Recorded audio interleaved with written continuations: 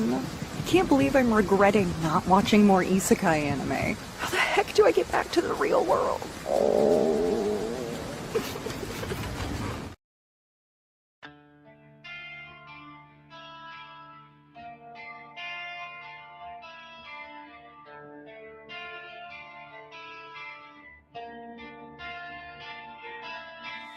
This is the voice of free Arcadia. We are the free men.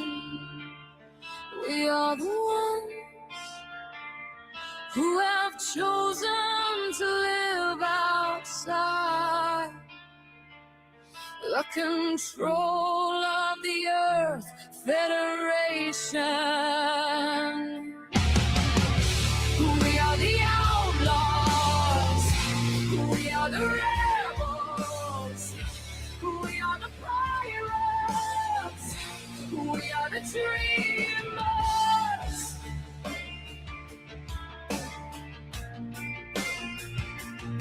We do not recognize any government, any law, or any authority, except that which we impose upon ourselves.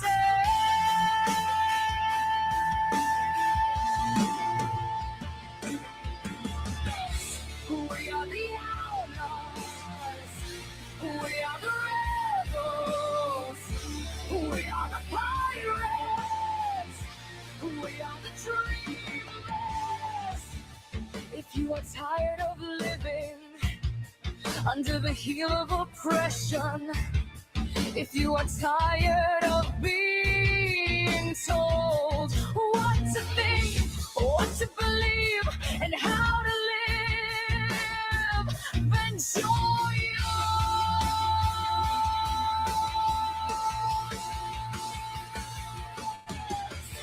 We are the outlaws. We are the rebels. We are the pirates. We are the dreamers.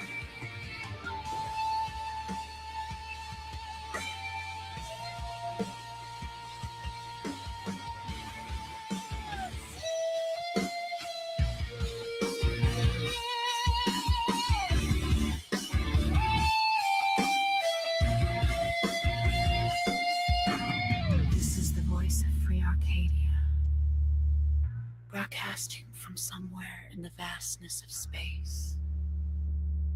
We are waiting for you. We are the outlaws. We are the rebels. We are the pirates.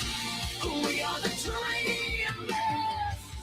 Somewhere in the vastness of space, we are waiting for you. Come and find us. Come and join your fellow rebels. We are the outlaws. We are the rebels. We are the pirates. We are the dreamers.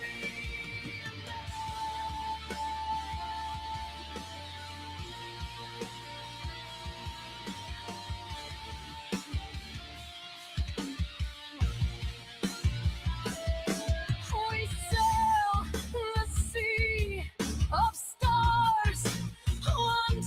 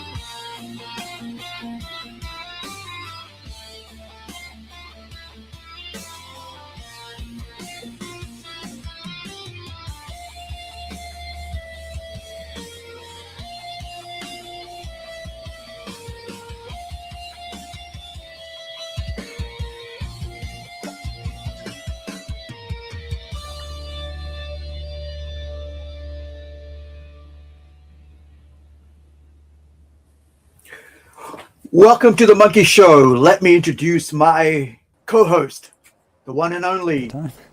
I don't think like that. I always feel like a hot young star, on the other hand. You know what I mean? Why not? Why not? You know? I mean, I say that in jest.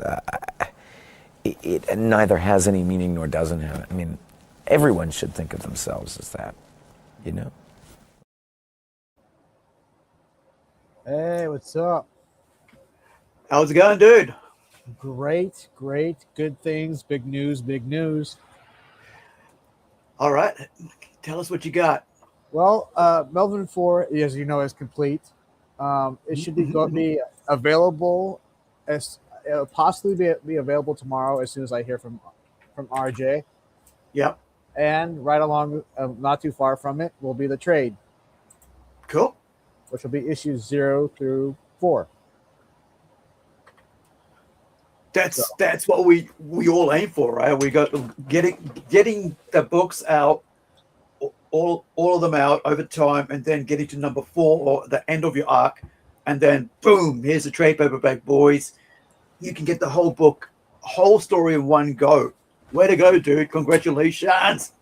Yeah, that's what I'm aiming for. And this is what I heard. I heard that there might possibly be a T-shirt and a poster to go with it.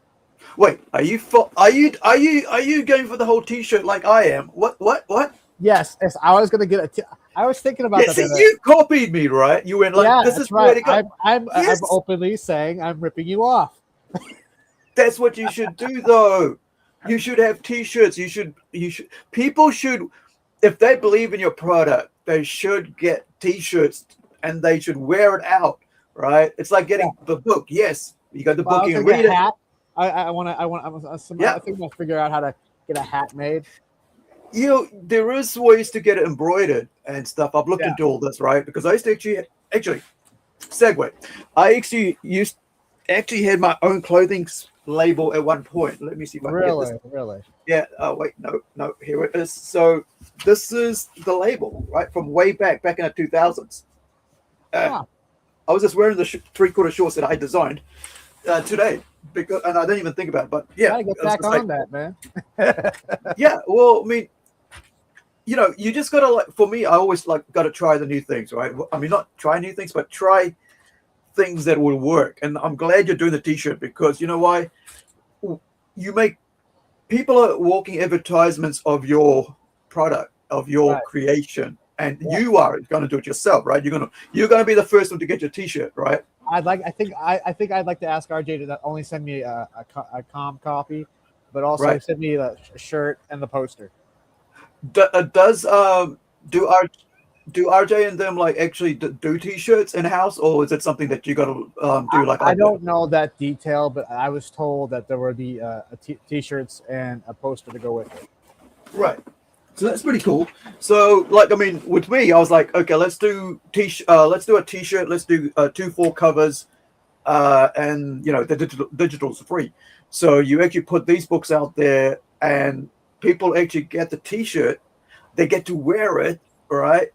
And then they get to read the book, and now they actually have a digital copy that they can share with their friends and still look after the real thing, you know, because people like to collect comics, right? So you basically leave it in the sleeve and you put it away after having a look at it, right? Go, oh, that looks pretty cool, because you got to look at the physical copy, man. There's nothing as great as seeing your comic being printed in physical copy, and just looking at the colors, looking at the design. It's just like, oh, it's the best. I just told that Melvin 3 should have another review on YouTube going out. I always look for those. So, yeah.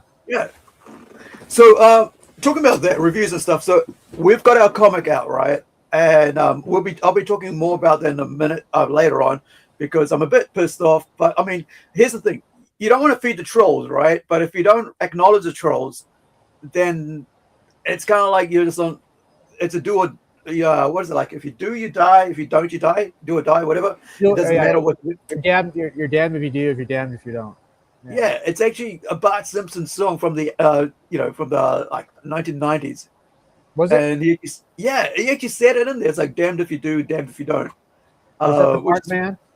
Yeah, the Bart Man. I actually had the Bart Man. Yeah, I actually had the Simpsons cassette from that time, man, when it came out. They were doing that way before South Park did Chef Aid. Yeah. I mean, Simpsons been around for a long time. Oh, fun fact! Did you know that the Michael Jackson episode is no longer available?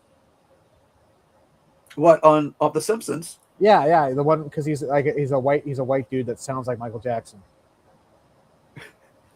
You can't make this stuff up, man.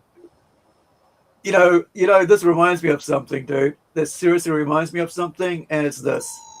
Cute. Your sister's boss gave me a microscope that would have made me retarded. Ooh, oh boy, Rick. I don't think you're allowed to say that word, Morty, I'm not disparaging the differently abled. I'm stating the fact that if I had used this microscope, it would have made me mentally retarded. Okay, yeah, but I don't think it's about logic, Rick. I think the word has just become a symbolic issue for powerful groups that feel like they're doing the right thing. Well, that's retarded. What are you guys talking about? Apparently nothing. Well, I mean, isn't Apu no longer allowed to be shown on The Simpsons? Yeah, and so I can't wait for this generation to become our age, and they realize that how stupid they were when they were, Well, the disturbing thing is their thought process is guided by an algorithm. Yeah, that's basically it. They don't know anything. They don't look up anything. Yeah. So, talking about the algorithm, right? Now I lost my train of thought. Oh, come on! You can. I'll get back to it. I'll get back to it. I had something really Anyway, welcome to the Monkey Show, guys. Monkey Art Show. There's a difference between the Monkey Show and the Monkey Art Show.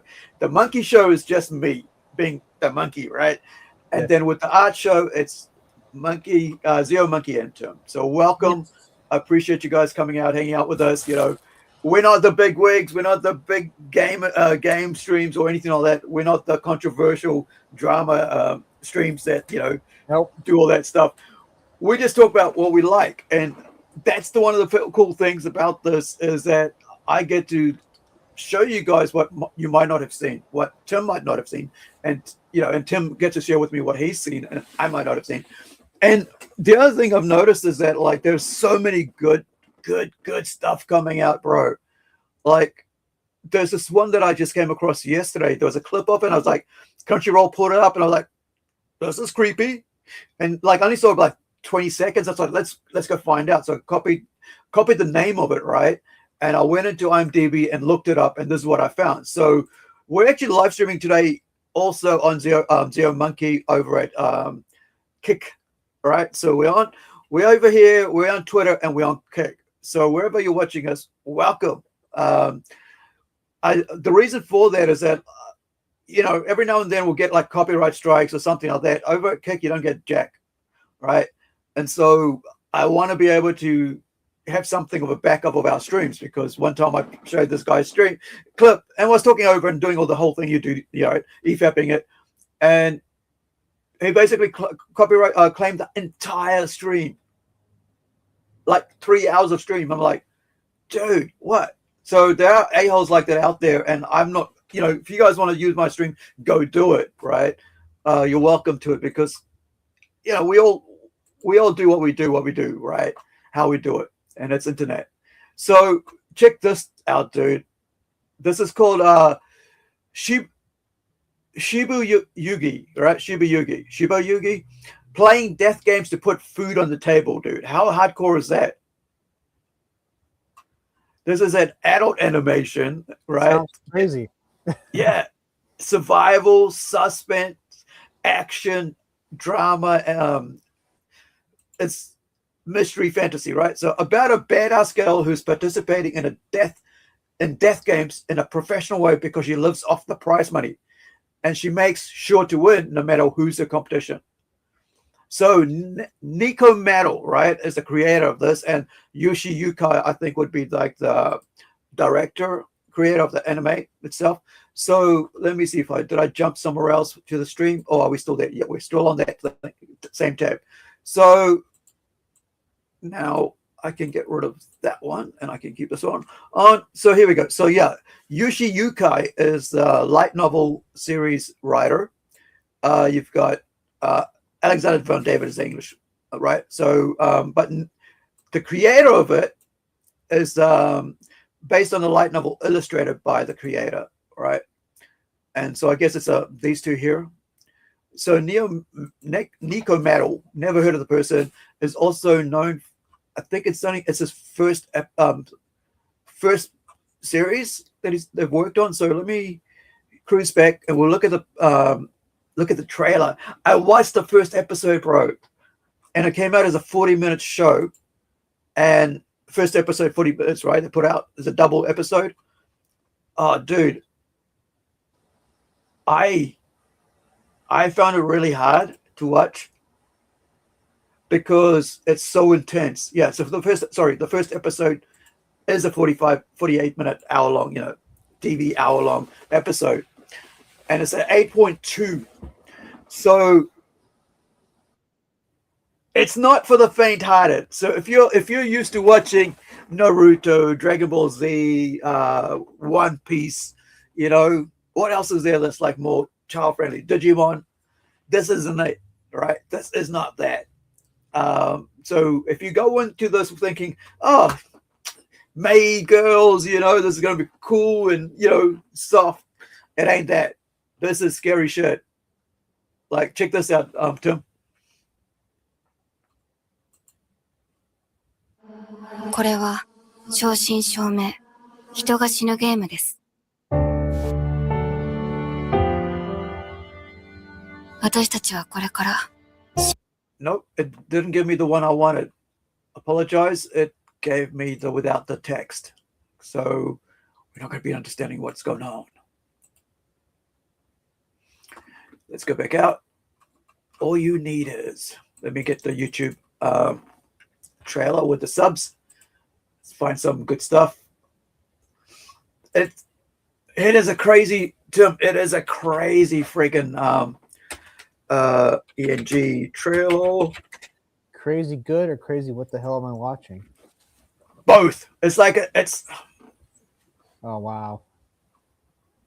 Let me see if there's are we gonna get some? Where is hopefully this has got like the. Let's try this. Hold on. Give me 1 second if I can find the subtitles. I thought all of them had subtitles, but obviously not. So it's my bad. But this, it's like watching. I'll tell you what it's like after, right? How I felt like when I was watching it afterwards, because hopefully that I can get the English translation. Cool. Okay.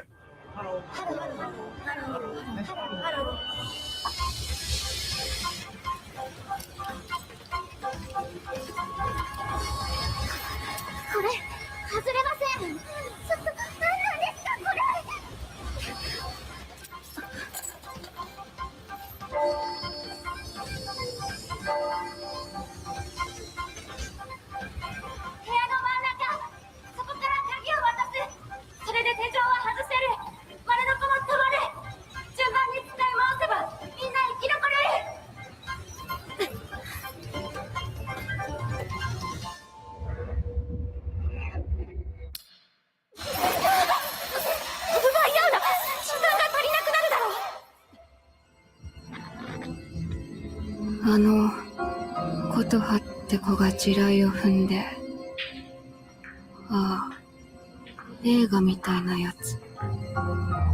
重りを乗せて、でも、ロープ、引っ掛けちゃって。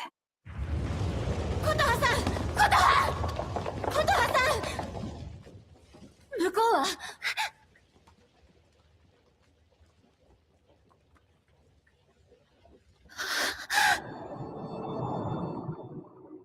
ルールは脱出型。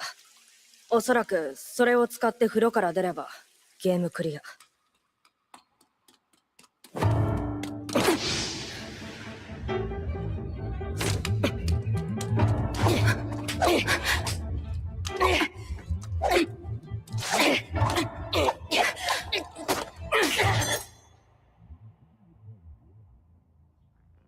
何者だ？なんで最初から襲ってきたの？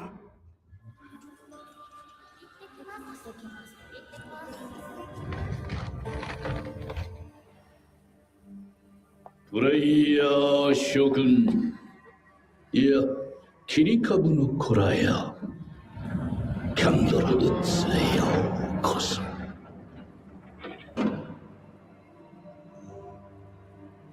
さあ、武器を取りなさい。これからお前たちには、ウサギ狩りに出てもらう。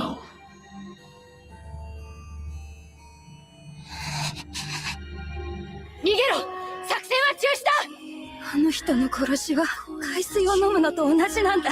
一度始まったら止まらない。このままだと誰も残らないんだよ。殺人鬼が紛れている。キャラ色の髪をした女だ。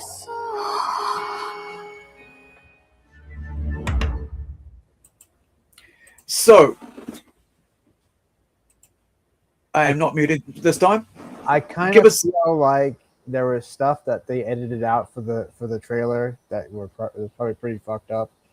Oh yeah, it's dude, it's like I watched the first 20 minutes and I'm like, okay, I need to be in a particular mindset when I'm watching this. Otherwise, you know, Shiboyugi is like, it's gonna like make me messed up. Like it's like when I watch Hostel, right? Do you remember Hostel? Did you ever watch Hostel? No, I couldn't watch that stuff, dude. I could. Yeah. So like, carry on. It's too messed up. It's like, okay, so they get tortured and they don't fight back. Yeah. So Hostel came out about 21 years ago, right? So between Hostel, because at that point, around about 20 years ago, there was this whole torture, what we call torture porn, right? What people now call torture porn. Basically, watching people get hurt, getting people getting tortured, maimed, dismembered, and all that stuff, and finding entertainment out of it.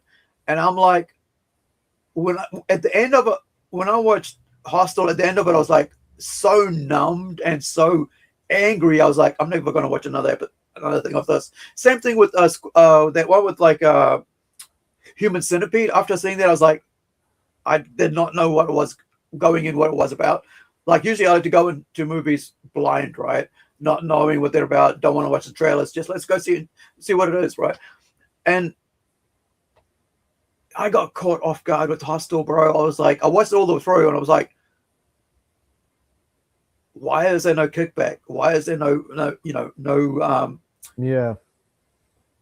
yeah, and you're right. I saw a animation, a short animation that came out recently. I think not recently. It's called I think it was Pig Man or something like that. And at the end of it, it's about wolves and pigs, right? So it's a classic. I can't see if it's here on my viewing list, but what happens is that these wolves, right? They find this pig and they pretend to be hippies, right? So because the pig goes looking, they attack the pig's animals, like his farm. They attack and like torture and maim, whatever, eat up all his chickens and stuff. So he goes looking for them with his gun. Who's been attacking? He finds a pack of wolves, getting stoned, getting high, and like they offer him pills and all this. They shove it down his throat, and the dude gets high and out of his brain, and then he himself goes and kills a whole lot of people, and then they take him to court before the judge. And the wolf and the pigs is the judge, and the wolves are the jury, right? So it's been stacked against him. And so even though he was under the influence of doing all this stuff, he didn't even know he was doing it, right? Because he's high off his rocker. He ends up in jail, and then the wolves take his place, but there's no turnaround. So it's a lose-lose thing. It's like, well, why did I watch this stupid thing? There's no reason for me to watch this wolf who got mistreated this way got put in jail and he never comes back out. I love a good I love a good revenge story, bro. I like to see criminals get paid back. And like you said, Hostel, man, like there's no payback in Hostel. He just at the end of it, he just waits for a train, right? The surviving person. And it was like, okay. But Shibuyugi, it reminds me of kind of like Hostel mixed with Saw, mixed with a whole bunch of other stuff. It kind of reminded me of the Squid Games a little bit. Right. So I haven't watched Squid Games. I only saw like about 5 minutes of the starting of episode 1, and that was it. When they're playing I've seen like clips where the thing where it turns around, and if you don't stop at the right time, it shoots you. Yeah. Right. Yeah, I've seen those clips and like the parodies of those clips, but I've never actually watched the entire show. But like, I wonder, like the story, right? Should be Yugi, right? When was it written? Let me find out when the story was made, because everything, by the time it's anime, it's like a decade later, because you got, popularity and all that. It's got to be able to build its following. Let me see. What does my anime list say? Let me get to this one. Let's see. It did freak me out though, because just the intensity and the art style is pretty cool. There's like different styles of art involved in it, kind of like an indie art style mixed with current day anime art style, which gives it a really interesting color palette, and also the design of the characters, between just being flat tones, like no shadings or anything, to being like really up to date, current 2026 anime design work and coloring. So this is about, it came out in 2022, so it's about 4 years ago, right? The original run. And Yushi Yukai is the writer, and Nico Metal is the illustrator, and it's put out by Kodakawa and Yen Press and Banzai. So the main 17-year-old veteran player who participates in, let me zoom in there so we can see it a bit more. Excuse me. Here we go. Right. So synopsis. The series is set in a dystopian society with an elite create and televise death games. Right. Most players willingly participate to win cash prizes, but others are forced to do so. To make games sustainable, only about a third of the participants tend to die in each game. Their blood is modified such that it turns into a cotton-like substance upon contact with air, and those who survive have their injuries healed or replaced with cybernetics by the organization operating the games. That's pretty crazy, right? So they say, like, yeah, that's wow, fascinating. It just sounds batshit crazy. It's like, this is the thing about like anime that steps outside the bounds of this, regular storytelling, which I like, because it's like they try new things. They don't just stick to the whole same old superhero story, conquering the world and time over, and like, here we go again with another baddie coming to destroy Earth. Hello, Mr. Galactus, or hello, Mr. Darkseid in DC Comics. Yeah. Here's these guys is basically doing a light novel. Light novel is basically you have a drawing on one page, and then you have a whole bunch of text on the other.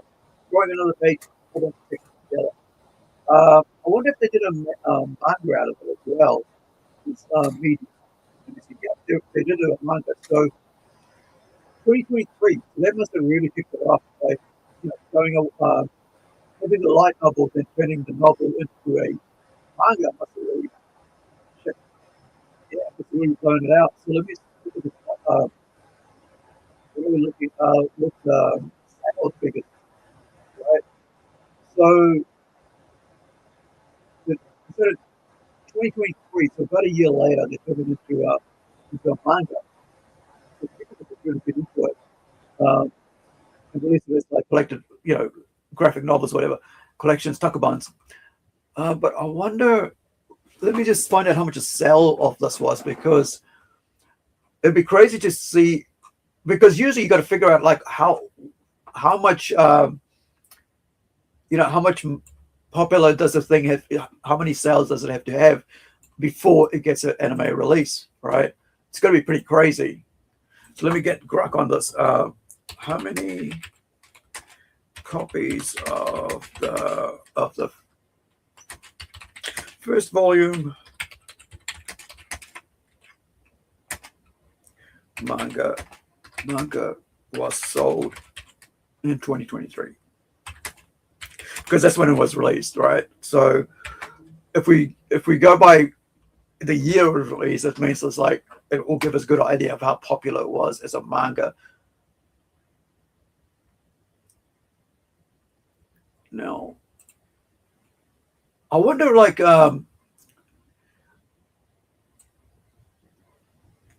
like with these things, like, because one thing I've noticed about American comic books compared to when they get popular, they don't get, nothing happens to them, right? They just get released as a trade paperback or something collection, and that's it. And they'll sit on the shelves forever and ever to go through reprints, but they don't see any sort of like animated versions of it for about a decade. Not entirely true. I mean, they did have the Killing Joke animated. Well, yes, but when did the Killing Joke come out? 1987. And when did the movie come? When did Let me double check that. But it came out like a few years ago. I felt like. Yeah, it did about 3 years ago. I've seen it, but like what I mean is like, when was it first published? And it's like about 20 years ago, right? 1988. Right.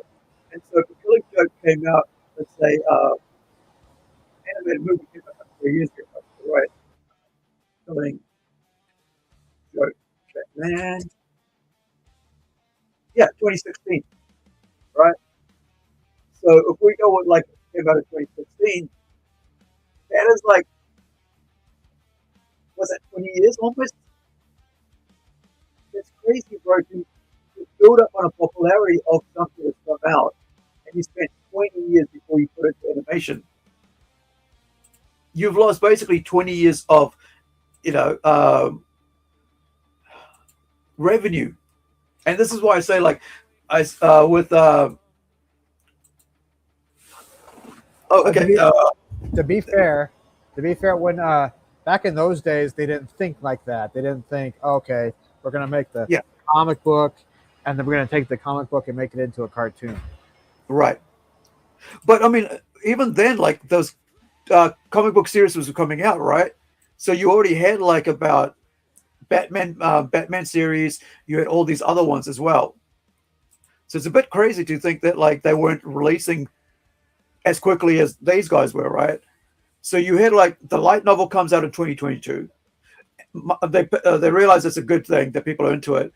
2023, they go into manga, and then 3 years later, I reckon 2 years later, because it's last year, they would have actually made the what is that called? The Shiboyugi anime series, right?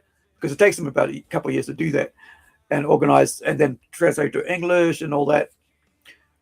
But that's within like 3 years they're out there. And then you look at Killing Joke with DC, with being as big as they are, not being able to do it in 20 years, 15 to 20 years, man, that's crazy.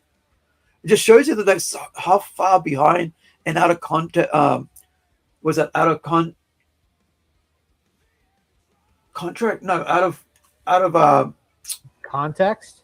Out of touch. Yeah, out of touch is out of touch. Yeah, how much out of touch the mainstream comics is with the audience compared to how in touch as the manga, with the audience, and with the people who created the animation with the audience, because they just go in there straight away. Is this popular? Let's get in there, and start working on it is part of their culture, though. Yeah, but when you think of comic books, you think of America right away. Right. Batman, Superman, Spider-Man, X-Men. In the 90s, it was a little more diverse, but I don't want to. But I wonder, it's. I think this is why now everybody's saying that's like the comic industry is failing, right? There's been a whole lot of the industry itself is failing, and there's been a whole lot of talk about what was it talk. Then they talking about having a change in the in the industry, and it's like, well, it kind of doesn't really, it's a bit too late to try to change that. So back to the Shiboyugi, they said they sold about mid to 10,000 copies of it, bro, in its first year. All right, so that manga that's about 10,000 of those copies of that book they sold just for the first volume. I wonder, if why whether the actual creators of Marvel and DC actually care about the books anymore, or is it just IP, right? Because I think now it's just about hey, we've already got these names big enough around the world. We don't need the comic books to be popular, right? The characters themselves are popular, so we can make bed sheets out of them, and we can make stickers out of them for book covers or exercise books, toys. So we don't actually need comic books. Do you think that's something that why they don't have this? Do you think I'm correct on that? Why they don't have such a big push to put actual comic books into being cartoon and animation faster, they're doing? I don't know. They have such a. They're too busy putting them into live action movies that they don't. Yeah. But even with the live actions, they were so much out of touch with it, bro. Because it was a decade later before they actually put out the comic books with the characters they put in the movies. Right. Just that American comics that's not part of the American thing. It's just that's a Japanese thing. They Japanese do that. I don't know why Americans don't do that. But then again, I've also said that there's not enough choices in what kind of maybe I don't like Marvel or DC. Maybe I want to choose. Yeah, that's why I said that's why I controversially said the 90s were better, because you had a variety. If you don't like Image, there's Dark Horse. Yeah. Oh, you don't like either one? There's Now Comics. They have a character called Ralph Snart. Look him up. They had the guy who put out Cerebus. You had Mirage Studios. You had the people that put out Lady Death. Coffin Comics? No. Mm-hmm. You don't have that anymore. Now it's gone back to just Marvel, DC, and maybe Image. Well, that's because Coffin and Lady Death and all that, they stick to the crowdfunding, right? Their whole thing is we just use direct to customer, and so they don't support, when they support the comic shops, the last time I heard was that they did the same thing they offered as a Kickstarter incentive cover. They put that same cover into the comic shops for $5 each. So that's actually not helping the comic stores either. So talking about comic stores, let me bring up this Twitter thing I had bookmarked about comic stores, right? So somebody said there's this guy named Brandon Winety. So he goes, let me start with this original one here, right? And then we go from there. So this is I think it's the original post. This post was deleted with a post. So the original post was deleted, right? Whatever that was. But here's a response to that. So this one's the what carried on. So comics can be ludicrously, no, is that actually a word? No, I don't think it is. I think he's just saying it's ridiculous. Yeah. It means in a way that is stupid. Yeah, ludicrously. Yeah, there we go. Was he spelling it wrong? Was I hearing right? Ludicrously. It just doesn't sound right when it hits my ear. So comics can be ludicrously, it still doesn't work. Expensive hobby, and piracy keeps the industry afloat. If these sites were all shut down, I think this has got to do with piracy, right? Then most people wouldn't start buying comics. They'll just stop reading them.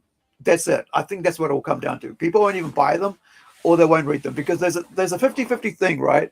You either buy comics as a collector ridiculously every Wednesday to fill that hole in your thing, or you enjoy them, or you can't be bothered with them or with buying them, or you're not a collector and you just go, read them online, right?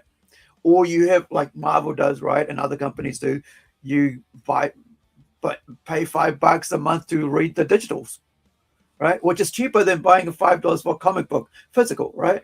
Where you can read the whole backlog of it. So there's a whole lot of information you get. So the nearest comic store in my area was 35 kilometers away. It cost triple than its original price, and they never updated new issues every month. So I'm going to keep pirating shit to read my favorite comics, right? Add on the fact that some comic artists and writers have had to use the site to read older comics that they can no longer buy digitally or physically, right? So this is the thing about these older sites, piracy sites, whatever you want to call them, online comic sites, is that there are tons and tons of comics that were produced and they're never not in print. They haven't been in print for decades, right? And so these sites have actually kept those alive by people owning those physical copies as books and scanning them and putting them online together as a, as whatever, right? As a physical book. I mean, as a digital book. And so people can look it up and find out what issues they missed because they're not in print anymore, right? I've lost, like, my first comic book collection was lost in like 1996. Like, they'll be worth tens, I don't know, maybe $20,000, $30,000, $40,000 worth right now. They're gone, right? And so do I now have to go back and buy those copies that are worth like $100, $200, $300 each before I can read them? And plus they're not in print. So then I've got access to, then I can look for it online, go, there, I can read it now. Those are the ones I missed. So when you go back with 80 years of American comic history, and they want to say, well, don't pirate comics. It's like, well, you're not printing them. And when you print them, you charge extra for them. Like a facsimile in New Zealand, a facsimile of a ASM was like $25 NZ, bro. That's $15 US for just a facsimile of that friggin' print. And then it became like, oh, it's only printed so many. Now it's out of reach. So, whereas if I want a manga, I can just go, okay, it's in print. Okay, go get it. Right? And it's cheap. It's not like, oh, it's $100 now because it's number 1 issue.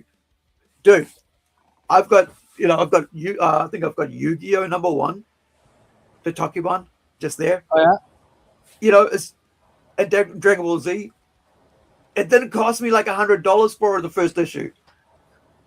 Right? It's crazy, like how insane it is between the difference between comic books and manga, right? At this point. And maybe that's why the comic industry is dying, because it's so out of reach for people to get access to the comics they want to read.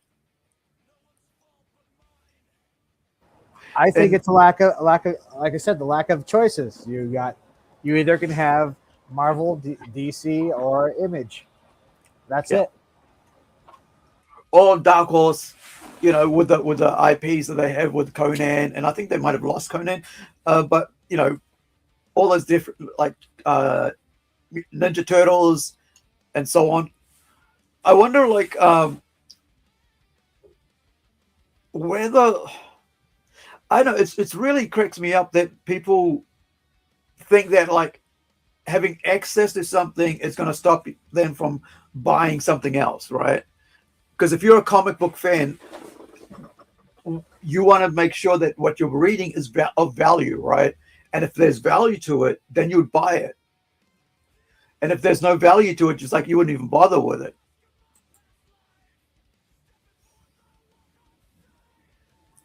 Here's something else. So Kara the Sim says it's also the deepest resource for comic book artists on the planet. It was kept up because their archives were far more valuable of an asset for the artist than any company's archives. Yeah. So all these pirate sites, right? Whatever you want to call them, they have like thousands and thousands and thousands of backlog archives of every comic, Western English reading comic produced. Belgium, France, all of them, all across the world.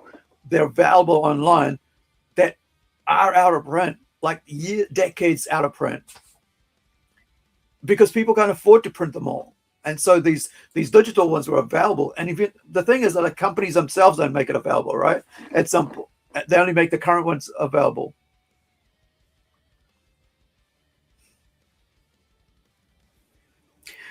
So here's what happens, right? When you actually like the book, you go out and buy it. So next here goes, for real, I read Absolute Batman online, and last week I picked up the first 2 arcs. He read, right? And this is what happens with a lot of people. And I'm not saying everybody does this, because not everybody's going to behave the same way mentally. But there are people there's more people who pay for the real thing than will not pay for the real thing, right? Because as a fan, you want it in your, as a reader, usually people become collectors, right? They want to fill that backlog and stuff. I don't know if we, whether like, these companies chasing down these sites with archives of all their, the world's comics is going to be good for them. Now, this is the one I was going to get back to with the comic shop, right? So he goes, support your comic shop, support the artists and writers you pretend to be fans of. See, here's what I don't like. This dude's got like pretend to be fans of. Right? It's like, if you're either a fan or you're not. Nobody's pretending to be fans of anybody, right? Because you're either a fan or you're not. Because the moment you go, oh, I read this book, I liked it, maybe you like it too. That's a fan. There's nobody pretending if they're a fan or not. This dude is so out of touch. And then he goes, support your local library, support your local used bookstore, whatever. But if you're only reading comics illegally, you're not a comic fan. You're a leech. That's gonna like really get people into buying your book, right? If he's a writer, right? So he's a writer. Right? So basically, he's gonna turn off people from reading Fangoria, Star Wars Insider, Star Wars comics, whatever. Yeah. Does that make you want to read his books, bro? If he's calling you a leech? Nope. He can leech these nuts. Yeah. Yeah, and he goes, what are you, a landlord? Grow up, leave the multi-billion-dollar company alone. Yeah. That's basically what it comes down to. It's like, yeah, let's, he's like, yeah, let's, support Star Wars, yeah, right? But Star Wars don't support you, right? Like, they're corporations, bro. They're mega corporations who don't care. Like, these are the same corporations that, like, people who work for them for decades I freaking can't even pay their medical bills. But no, leave the multi-billion-dollar corporation alone, right? If you aren't privileged or have money, you don't deserve culture, right? This is basically what the rich people think, right? The corporations think. If you aren't privileged or have money, you don't deserve culture. You don't deserve art. You don't deserve music. You don't deserve books, right? That's a stupid way to behave. And he goes, okay, what about the tons of comics that are only available online, right? Read Comics Online was basically a library Alexandria for books. Yeah. It's like had everything that like wasn't even isn't published anymore, right? And Wendy's husband goes, "Tell me where can I pick up Absolute Batman in Lombok, Indonesia, huh, bruh? You know, if you're not friggin' sending it there, if you're not printing in that language, how the hell are you going to expect those people to buy it?" I don't know. Some countries kind of like reading it in English, even though it's not their language. Yeah, but some people also like to use it to learn, read it in their language as well. I mean, I'm raised to read English, so I don't find any other books. But I mean, like, I know that manga in South America is huge because it's translated in their language, right? So you got fans of manga all the way in Latin America, like the other side of the universe, right? World. Yet they're such big, huge manga fans because it was translated into the language. Maybe I should have my books translated into another language. Yeah, well, with our Robot Nation, it's in Portuguese and Spanish, as well as English, because it's a one shot. I could do that, and I had my artists and translated themselves for that book, which is going to be coming out soon. We had translated about 2 years ago. So here's Valen saying this when there's copious amount of comics that are just efficient lost now because they haven't been reprinted in decades is crazy. Places like Read Comics Online help keep comics accessible and alive for many people, especially for countries where they're not accessible. Look, 6.2 thousand views, 121 likes. This is what people don't understand about these archives of comics. I mean, like, for me, I'm like, I would love to give my comic over to them. Yeah, database my comics, please. You know, make it accessible to people, somebody on the other side of the universe, right? To be able to read it. Once I've done my thing, go for it. And if you want the physical, here's where you can pick up the physical, right? I encourage you to pick up the physical. I'll let you put an ad in there. Here's how you get to my physical. The problem with these like corporations, they're so behind, bro. And they're thinking that they don't understand that a lot of these places are actually keeping people interested in comic books, right? I mean, like when I first got into creating comics myself, I was introduced to Manga Studio X. That's what it was first called, which is now called Clip Studio. And when I first got into it, Tim, I only had a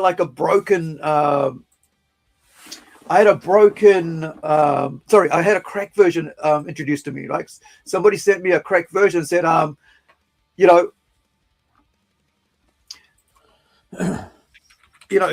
here's a cracked version. Maybe try this, and it might help you learn how to do comic books creating, right? Because I had no idea how to put it all together, how to put the panels together and everything like that, or lettering. And for almost like probably about 20 years, I was able to have access to that and learned how to use it, right? But then when I decided, okay, now I want to be professional, I'm going to release this out as a professional creator to the world, I actually, went and bought an entire copy of the software. It cost me about $280 New Zealand. And I ended up buying 2 copies of it, gave both of them away, and then I went on a monthly plan myself. So I've actually spent more money as a paid user than they lost by me by me using a cracked version of it.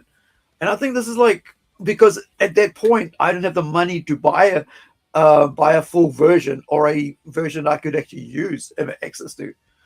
And this is the same when it comes to learning how to do comics and stuff and reading comics. People who there's a stupid idea that these people have that if you're getting digital comics, that you're never going to spend money and you're just ripping people off. And the problem is that if they keep that mindset, they'll be like the newspaper, bro. They'll be gone, and this is why comic industry is dying. To be honest, my thought would be the corporations go away, but like small presses rise up and kind of it'd be more diverse because everybody would be their own publication. Yeah. So you know, and maybe Marvel and DC should die. I think so. It's like a monopoly, right? At this point. Well, I mean, they don't have that many ideas outside what they've already rehashed for decades. That's what I always say. Like, oh, another world conquering event, another, another invasion by Darkseid, another invasion, another time again. Joker goes on a killing spree, right? Or what's the other one? Darkseid comes and attacks the world again, and then he steals Superman again, and they go to Battle World again. You know, what if the Joker went on a kilting spree? Would that be different? Kilting? He just run around forcing kilts on people and running. You know, no one dies. They just kind of force to wear a kilt. I wonder if it's such a stranglehold in American comics, though, right? With Marvel and DC, that like they control the market share of the industry. They sold to Disney, it's been like that. It's getting worse. Yep. Are you excited for the movies though? Like, you know, there's a Supergirl movie coming out. Maybe. I don't know. You know, as much as they're putting out bad movies, we've also become very negative. Yeah. And just kind of like geeks and gamers are still complaining about the same shit they did a decade ago. And they did this thing where they're complaining about like these two actors were promoting something and they kissed each other or something. And I put, I really don't care. I don't. Oh, you know, I don't care. It's like, okay, yeah, what are you doing to make it better? Nothing. You're just complaining about the same shit you did like 8 years ago. Well, that sort of stuff makes people watch their show, watch their channel, bro. That's what it comes down to. Like, I mean, I enjoy a bit of like drama, but like, to be all about drama is a bit boring. Well, it's like okay, you don't like that movie. Tell us what you do like. You know, quit complaining about shit. That's why I like for us to be actually talking about stuff we like. So before I move on to that, I want to Ya Boi Zack, right? I was watching the Life and Art of Jay, his channel, and I said how like on there I commented in the chat that I felt like Ya Boi Zack had gone back on whatever he was standing up for, but it's like Jay said, well, it's kind of not so much about that. It's that when you're always negative, you know, what is it like? He said, like, if you're always negative, what's the point of? Hold on, I can't seem to. What is it like? What did he say? That I got to get it right.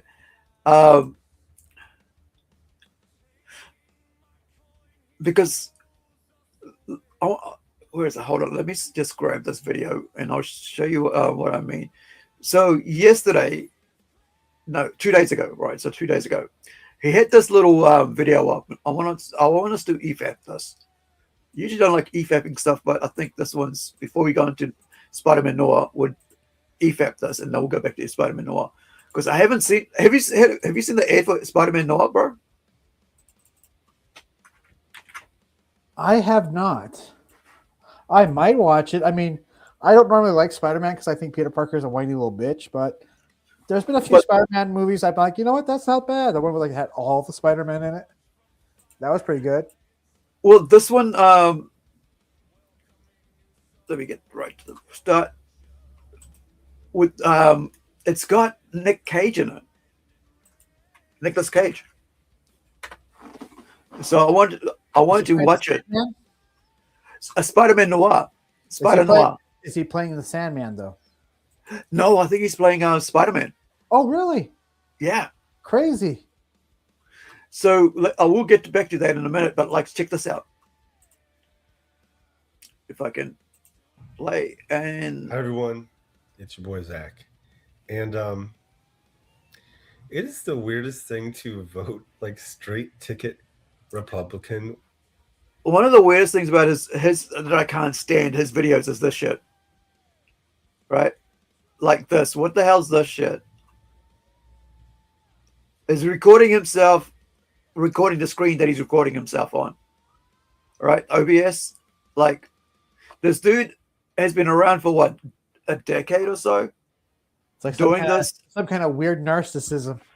Yeah, it's weird, right? It's like, come on, dude, just put a picture of some friggin', character that you're talking about or something. Put Spider-Man on the screen or something. Don't let me watch this friggin' editing sweet shit. Well, hating like every fucking conservative. Not every conservative. It's the conservatives in this YouTube space. They are the biggest pieces of shit liars. It's unbelievable. The funny thing is, I was like ranting about this to a friend, and he's like, why do you care? Because they don't care that they're lying. They don't care that their lies are easily disprovable because enough people will not double check for years. Especially if am I drunk? Especially if you bill yourself as some sort of expert, because they don't even check on the expertise. Oh, I'm the leading expert in satellites. Satellites are woke. Satellite expert says satellites are woke. It just goes on like that. Like, nobody checks anything. And if you do check it, all of a sudden you get these like weird like breakup emails from 55-year-old men. It's like, what happened to you, Zach? You changed. Did I used to lie a lot? Because what did I change from? No, things changed and I adjusted accordingly. You still want to talk like it's 2018. So anyway, this James Bond video game is coming out and it looks pretty cool. They revealed, like 20 minutes of gameplay. So they revealed like 20 minutes of gameplay a couple months ago. It's like James's like first assignment. He's just supposed to be a driver, and like his handler is like, look, you're just undercover as a chauffeur, just stay in the car. And he immediately does not stay in the car. So they were complaining about it, and I thought they were complaining about that one. Like, it's like a woman tells James Bond what to do. It's like, well, if you watch the gameplay, he immediately ignores her and does whatever the fuck he wants to do, which is what he tends to do. Now, this is his origin, like his origin, where he's a naval officer. His helo gets shot down. He is, as far as I can tell, the lone survivor. And then MI6 is basically like, hey, you got shot down by these enemies. We need someone to spy on them. You're on their, I don't know if it's an island or it's just a coast. But they basically say, we'd like to send an SAS guy, but we don't have an SAS guy. We got you. I think Bond was submarines.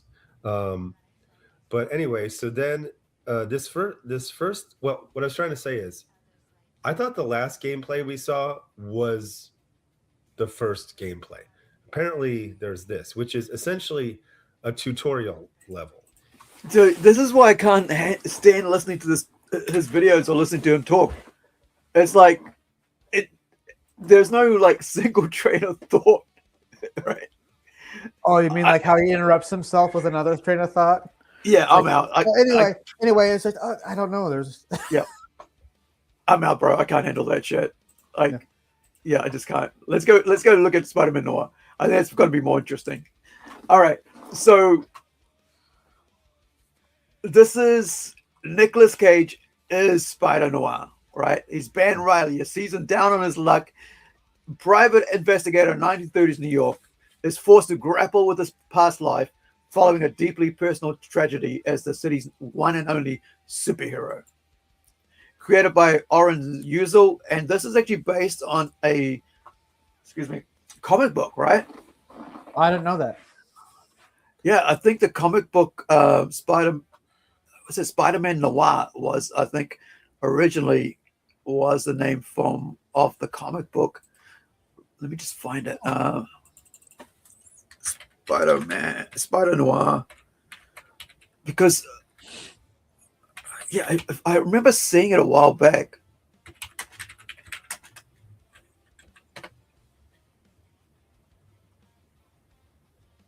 Yeah, it came out like a long time ago. Yeah, 2009, dude. This is from 2009. So once again, right? It's been like what 16 years or something. What's that like? 2009 minus 26. 9 minus 26 is what? 17 years. Right. So this was created by David Hine and Fabrice Sapolsky as part of the Marvel Noir Universe, Earth 90214. So let's look at this trailer and then we'll go to look at the comic book.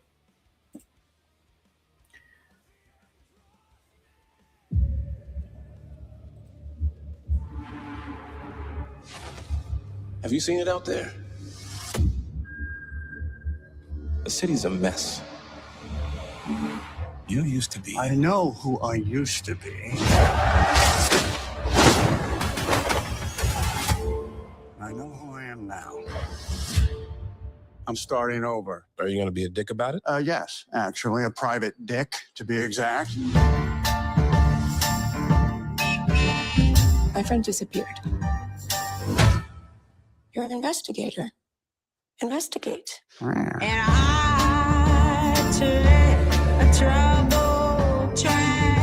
Are we going to talk about the fact that her friend turned into some kind of sand monster?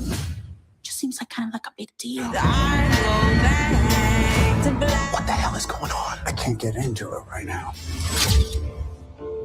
All I know is that once it starts, it gets worse fast. Until their sicknesses eat them alive.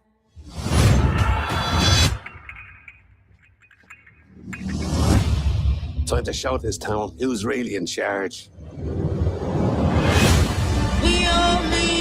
Silvermane's got the city by the throat. Monsters in the streets. Were you really going to sit there and do nothing?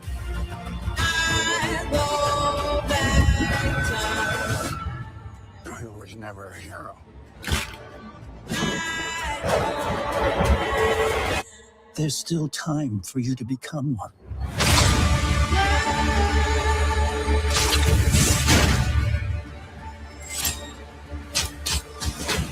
You think I want to fight?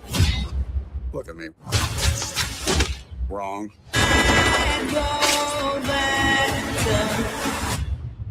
Because with no power comes no responsibility.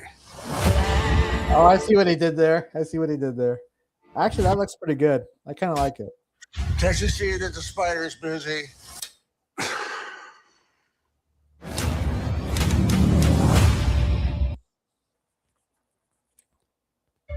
I actually kind of like that. I might actually go see that. Can't you see the spider is busy? Click. Yep.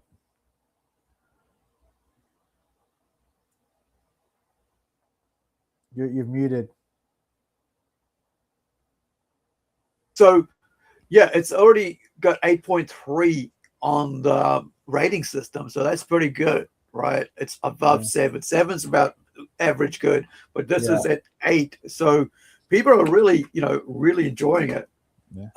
And I think they dropped yesterday. I myself do what I call the eye roll test. If I watch a movie and they're saying stupid shit, like some kind of woke thing, and I roll my eyes like, oh, then that's a bad movie.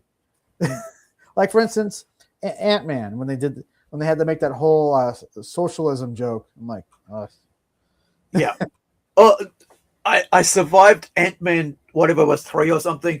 Yeah. Up till like 20 minutes in, and then I was like, this is just so boring and tedious, and just I gave it a go because I like the other Ant-Man stuff, right?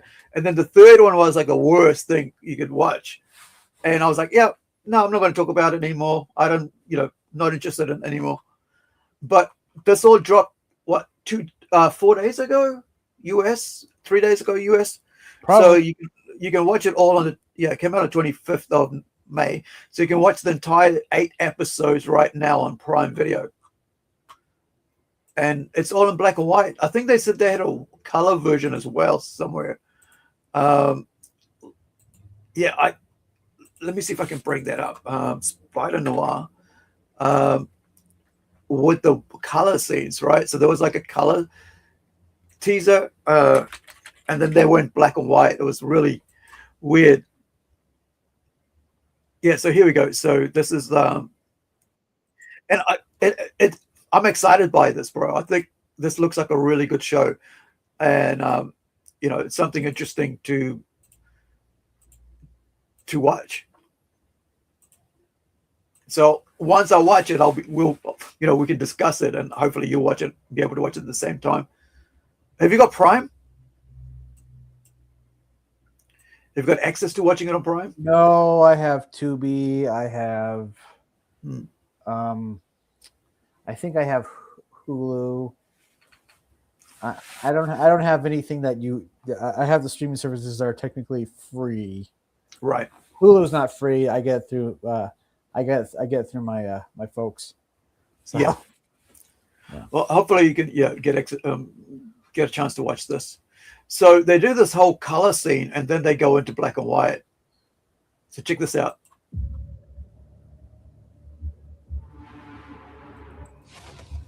Have you seen it out there? The city's a mess. You used to be. I know who I used to be. I know who I am now. I'm starting over. Are you going to be a dick about it? Yes, actually, a private dick, to be exact. My favorite joke. My friend disappeared. You're an investigator. Investigate. So would you watch it would you like to watch it in color or black and white? Black and white would be very appropriate. Into some kind of sand monster. It just seems like kind of like a big deal. What the hell is going on? I can't get into it right now. All I know is that once it starts, it gets worse fast. Until their sicknesses eat them alive.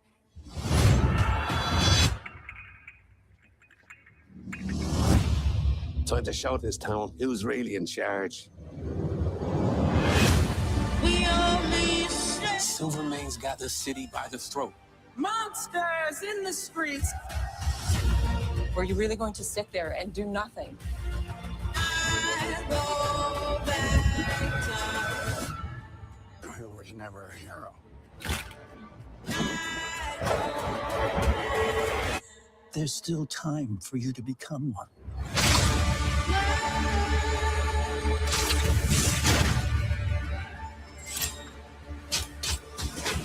Think I want to fight? Look at me. Wrong.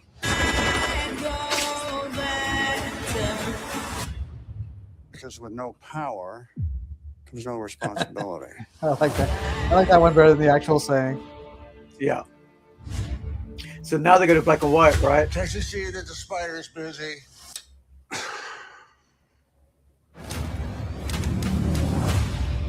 Yeah, I kind of like that movie the more I see it.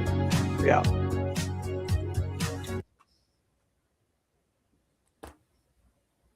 It is something really cool.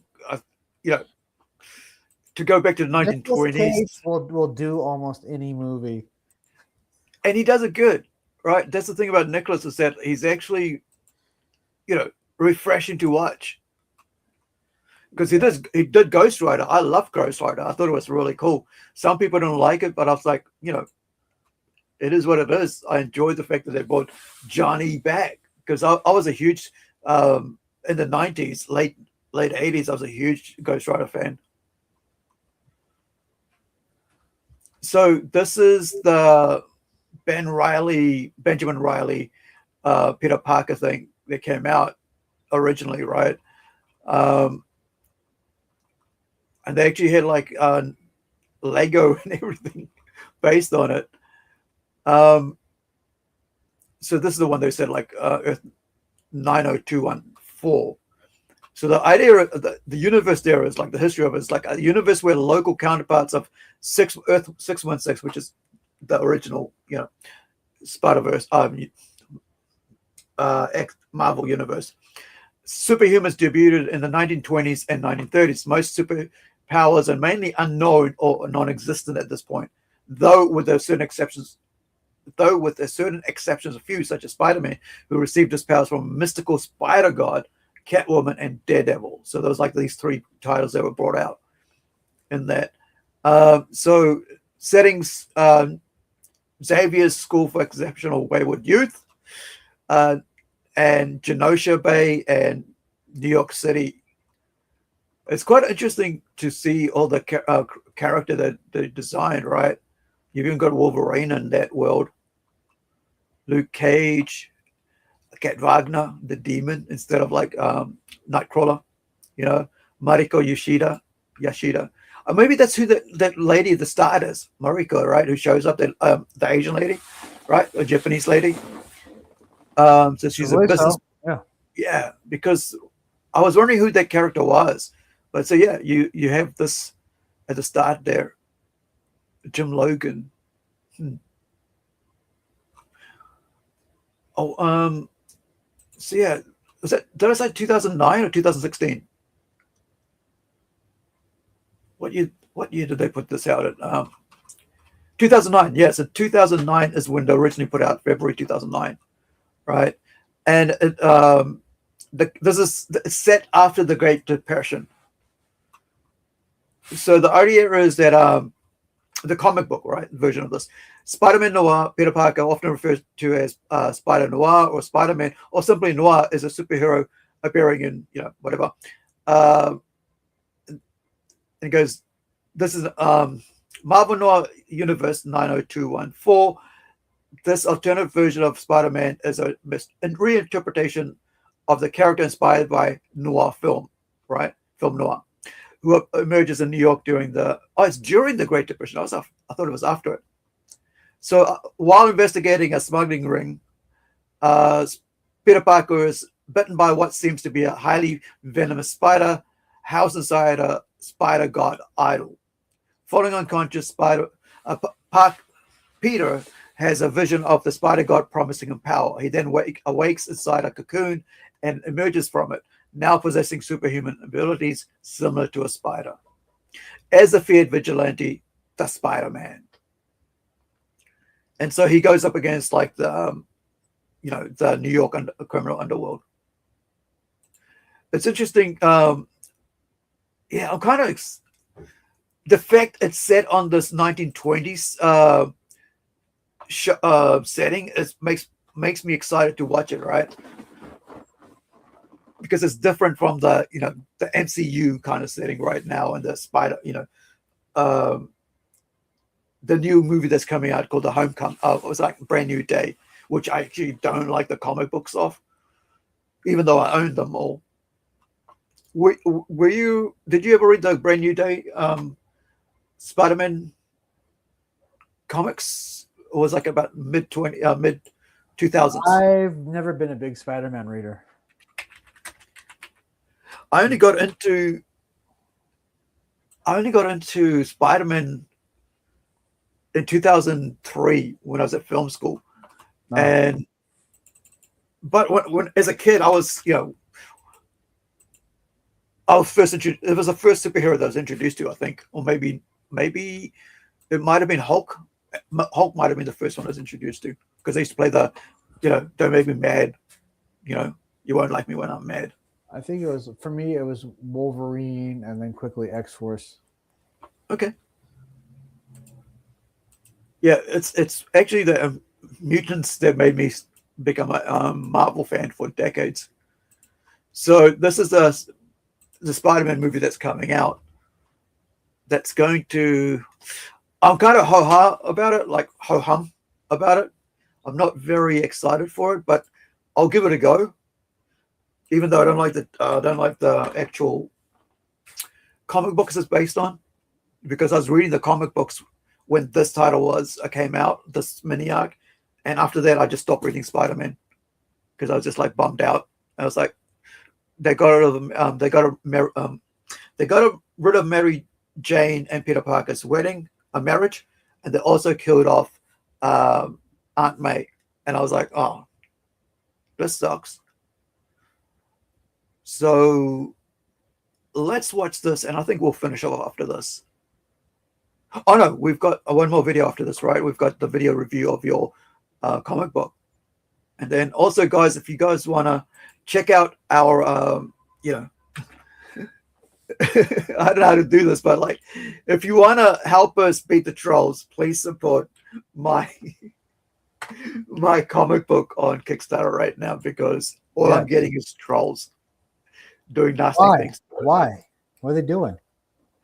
Well, they're trying to destroy the momentum of the. That's the only way I can think of it, bro.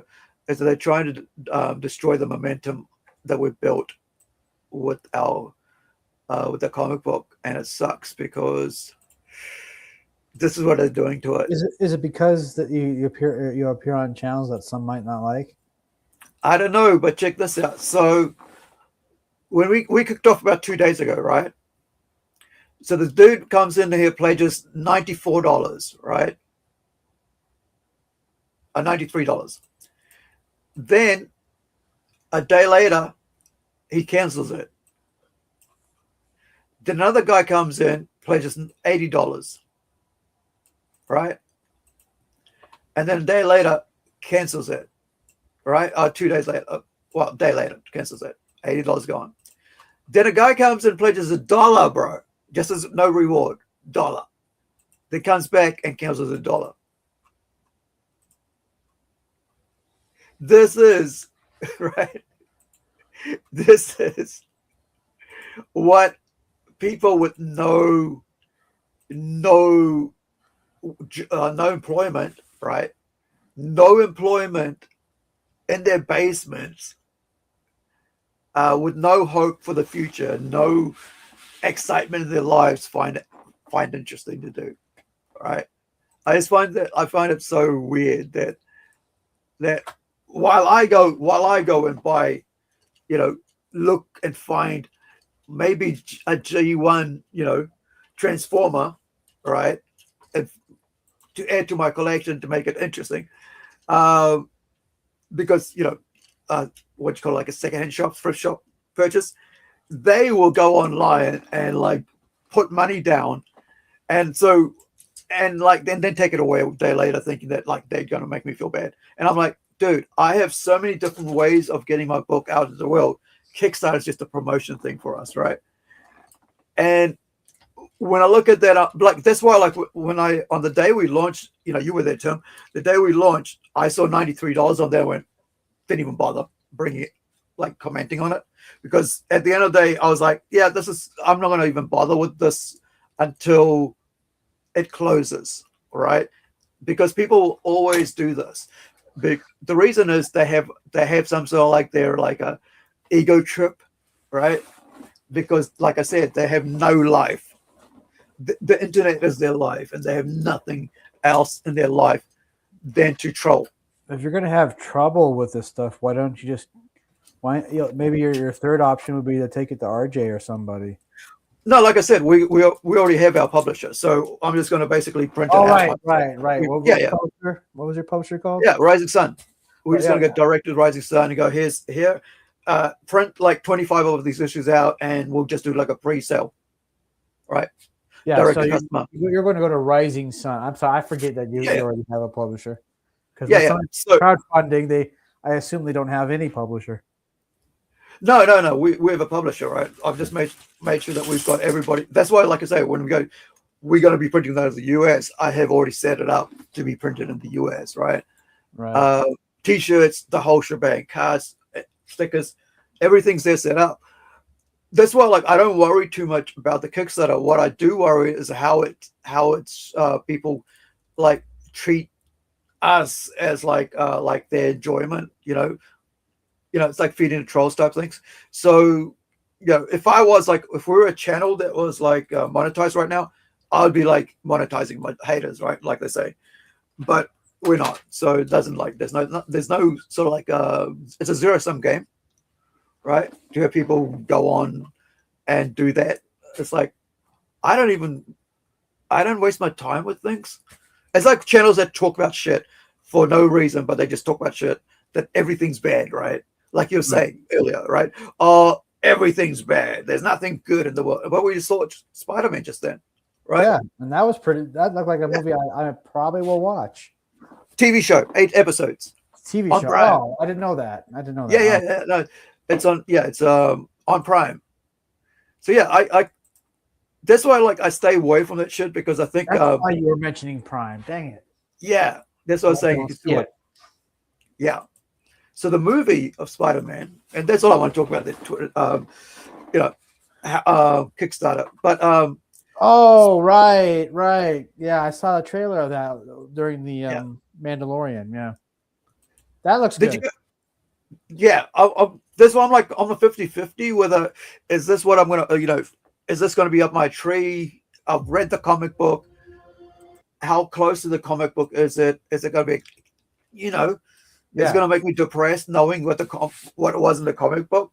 Or have they made this bit more different? Because I know Mephisto's don't know. Yeah, so I'm just I like to watch it on the big screen, but I'm like 50-50 so I'm gonna have to wait for someone to see it and then tell me if it's worth going to see it in the movies, right? Because I would like to see it in the movies because these are imagine you cannot not watch these movies on a small screen and get the same sort of impact, right? Because it's just like the details on a big screen was so much better, man. I can't believe our first hit MIT. MJ, come on, pretend like you're not the happiest you've ever been in your entire life. I can't. I knew it.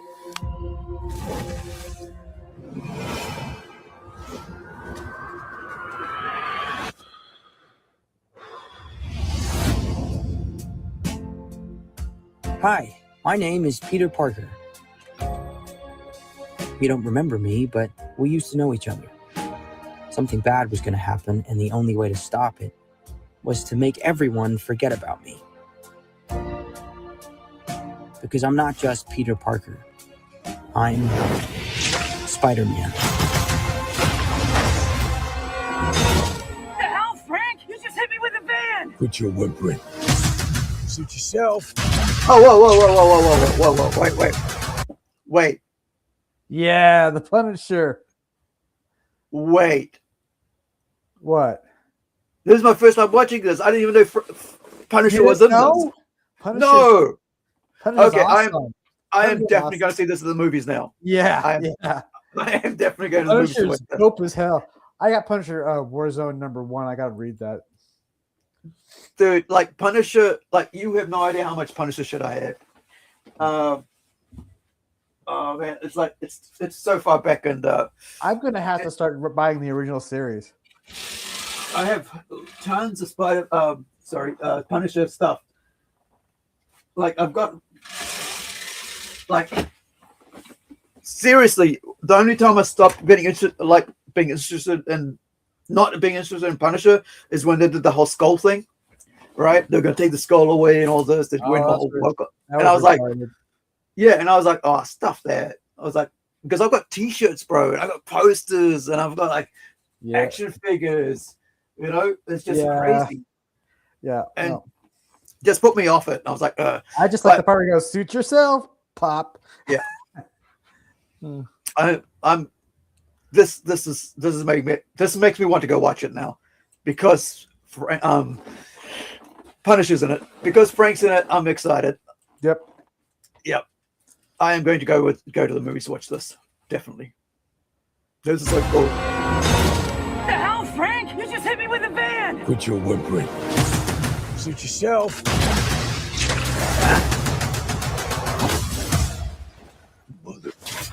Go home! And sometimes Spider-Man has to do the hard thing, even if it breaks Peter Parker's heart. What is happening to me?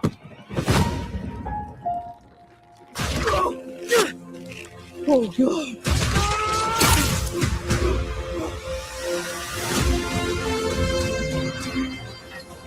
Excuse me, Dr. Banner. I need your help.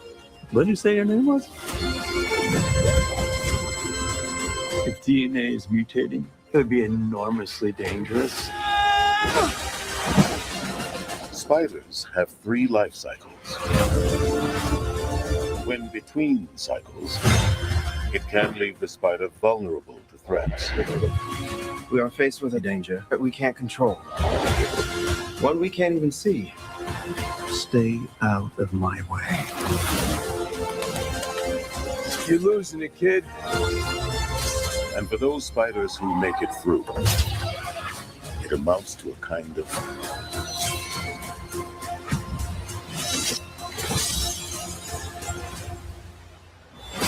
rebirth. Oh, it's the hand. Yeah. Nice flowers. Oh, they're a housewarming gift. I'm MJ. I'm just a neighbor from across the hall. Friendly neighbor. Yeah, okay, we get it. Friendly neighborhood Spider-Man, we get it. Yeah. Yeah, I might watch it. Yeah. Yeah, seeing Frank in there, I'm going to go watch it the movies. Yep. Freaking Definitely. Punisher, dude. Yep. Yeah, on the big screen. Yep. It's been a while. So the question is, how much of the Punisher's in it, right? Hopefully, like he's like a supporting character, so he'd be in there a lot. Yeah. Yeah.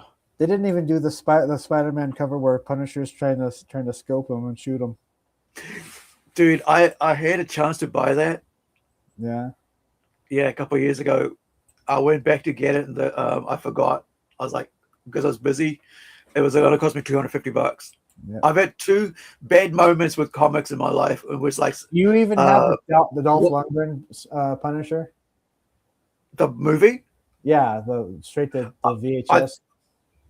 I actually might have seen that at the movies. They went straight to VHS. Did they put it on the movie in the theaters for a while? Must have. Oh, actually, I was thinking about the other one, like the Thomas Jane ones. I watched the movies, and I should have like them in front of me here on the. This one starred Dolph Lundgren, and it was Yeah, he was in a blue suit. Blue. Yeah, it was black. It didn't have the skull, but the skull was on the knives that he threw. Yeah. Yeah. It's been that was like the 90s, wasn't it? Late that was like late 80s, early 90s. It was 89. It was supposed to compete with the 89 Batman. Right. Yeah. I like the Thomas Jane movies. It was really good. Yeah. I was just wondering if it's. I mean, it's controversial, but I like the 89 Punisher. What, Dolph? Yeah. He went all method on that. He literally went without sleep to get the dark circles around his eyes. And right. During fight scenes, he insisted people hit him for real. I'll have to watch it again. It's been a while. Yeah, he went full method. Now, let's watch your review, and then that's us for today. All right. So, but I mean, I'm like excited for this movie. I'm hopefully. I actually kind of am myself. Yeah. Brand new day. I was just worried because of like what happened. And it's like maybe it's not as they may be rewriting the comic book a bit to make it work, right? Yeah. Well. Okay, so this is Outcast Comics. Yep. And they did a review of he did a review of Melvin's. He's done like all 3 of them at this. Oh, okay. He hasn't done he's done all 4 of them. I mean, so, yeah. Sweet. Yeah. I like to see the progress that I'm making in my 5 years in making books. Right. Yeah.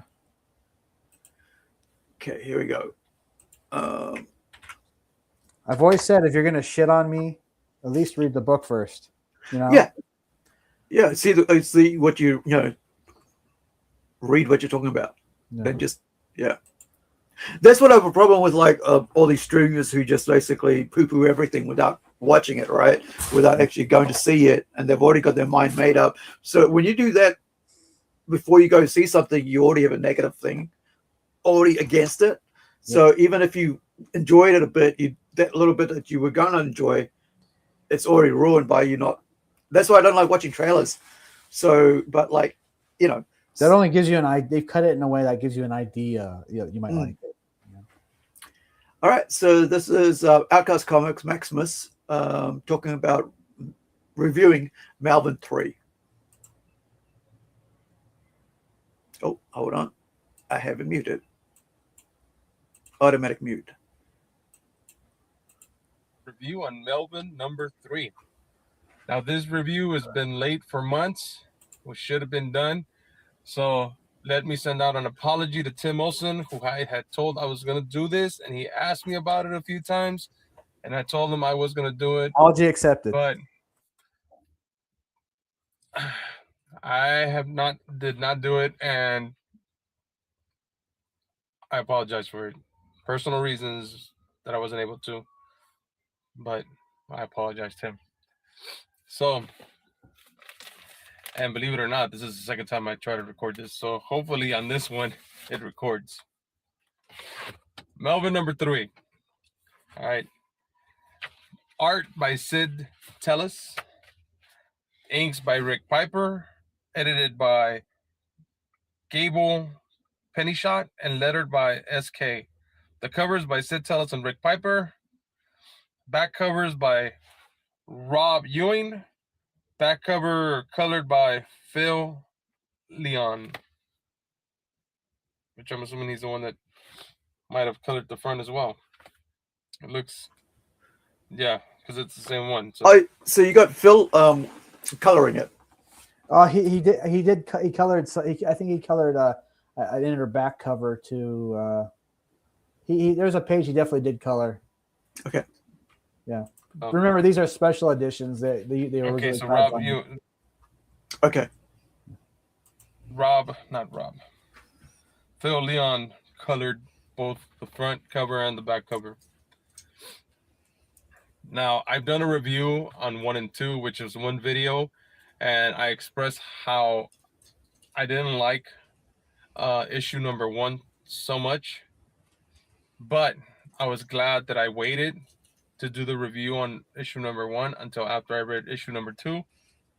So I combined them to let you guys know that yes, I did not like issue number 1, but issue number 2 was like 1,000% better. And and Tim knows, and he said it was a good review because generally I did like his story. All right. Then issue 0 came out, and I had fun with that one. I don't think I did a review for issue 0, but issue number 3 continues the story. Still great writing by Tim. I enjoyed it. Can't wait for issue number 4, which is almost done, and it should be out in a few months. Don't quote me on that, but I recall that being said by Tim, I think on Hero Shack. All right. So maybe you guys noticed that I do a lot of things that have to do with either Hero Shack, Cross Comics, or Velvet Comics, which is Tim Olson's. All right. I'm very into independent comics, which this is what this is. This is an independent comic book from Tim Olson. And you can find them all on Amazon. All right. Now, the story on this one, we finally got to the part where Melvin and Alice get closer, a lot closer. Yeah, they do. Very close. All right. And there's a relationship that has formed there. And he does feel protective of her, whether he tells her or not. At this point, when they get close, now she knows. But that's more than halfway into the story when that occurs. So prior to that, there's still, the back and forth little arguments that you'd see on people that like each other, but don't want to admit that they like each other, like that. And we find out that Melvin has a healing factor because his face gets blown off. Not his skull, his face. And he recovers from it, but Alice doesn't know this. It's pretty good art. So when they crash land into her father's You're supposed to kingdom send me some copies, aren't you? on the bay. Digitals. So I could read it. When she wakes up, she wants to know what happened. Is he alive? Then she sees him, and instead of joyfulness, she gets that pissed off kind of thing, like, you're okay? Like, why was I worried about you kind of thing. And I guess she's kind of like a brat to some of the people there, and you'll see it in the story. And then when he finally gets close to Alice, he tells her his backstory, about his wife, about his son, how they were killed, why he's a mercenary, and things like that. So we get more information on his background, on why he's doing what he's doing.